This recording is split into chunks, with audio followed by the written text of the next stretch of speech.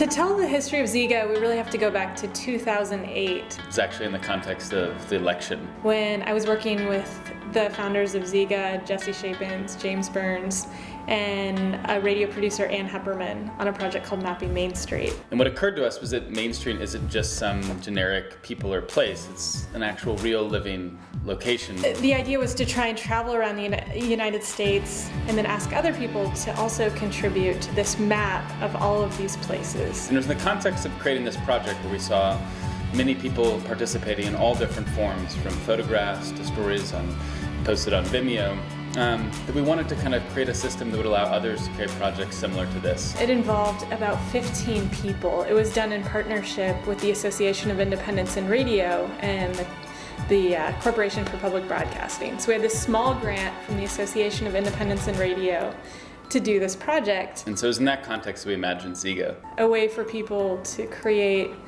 interactive documentaries without having to program. We've done a lot of work thinking about how what we're doing is something that connects to journalists and storytellers, multimedia artists. It's also something that we've done a lot of work in thinking about libraries and archives, how the vast collections of historical information, contemporary information can be brought together in an easily to use and accessible format to really just make the media and the material that is online now and the recordings that people are making around the world accessible to anybody, and not just accessible, but truly useful, to make it possible for people to make new things out of them and to let people's creativity run wild online.